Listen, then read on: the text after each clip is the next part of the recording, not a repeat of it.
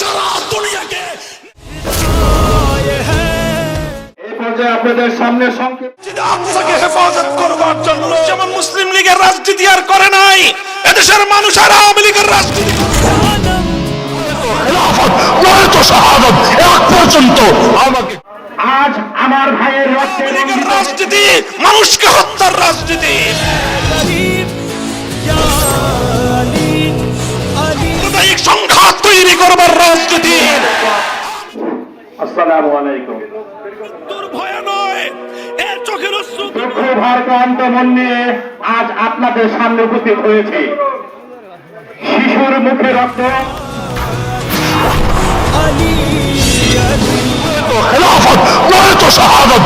পর্যন্ত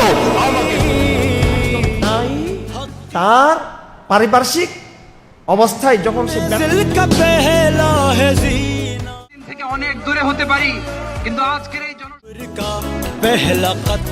ফিলিস্তিনের পতাকা এখানে দেখতে পাচ্ছি। আমার জন্য ইসলামী রাষ্ট্র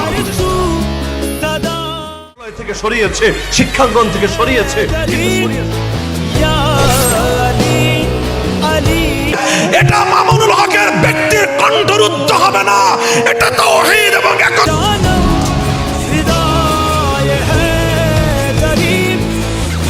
যদি ওরা আমার এখানে গুলি করে বুকটাকে ঝাঁঝরা করে দেয়, তাও আল্লাহ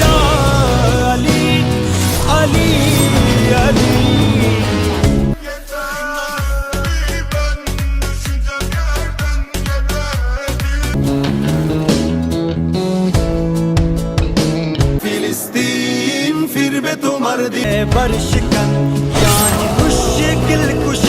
হাবিবের প্রান্তরে তুর্কি আরব বঙ্গ মিলে বাঁচাও তোমার পাক জমিন।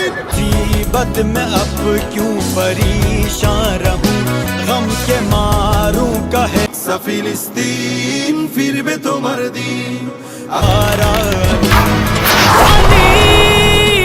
বাঁচি আর মরি কোরআনের পক্ষে থাকবো, চিল্লা এখন ঠিক কিনা?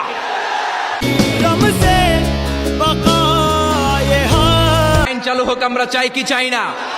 যারা কোরআনের বিরুদ্ধে কথা বলবে ওদের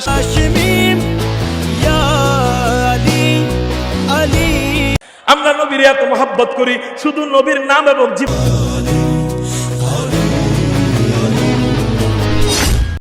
আর যদি একটা মনের মতো মেয়ে কখনো পেয়ে যান জীবনে, তখন ডানে মাহমুদ হাসান দেওবন্দি রহমতুল্লাহ খেলার রেশমি রুমাল আন্দোলন না হলে দেশ স্বাধীন। বুঝলেন, ওনারা দুইজনই আকাবিরদের জীবন্ত প্রতিচ্ছবি। আপনি যদি 24 বছরে বিয়ে করে থাকেন, আপনার ছেলেটাকে 20 বছরে দেওয়া উচিত। কেন?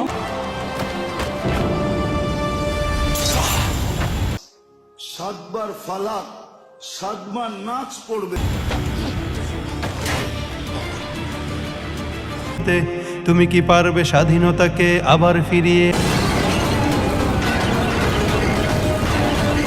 দেশের মানুষকে সন্তুষ্ট, অভাবে মসজিদে আকসাকে হেফাজত করবার জন্য 57টি ইসরায়েল এটা একমাত্র মুজাহিদিন দেশ আর কখনো ভারতের করে দলগত হবে না।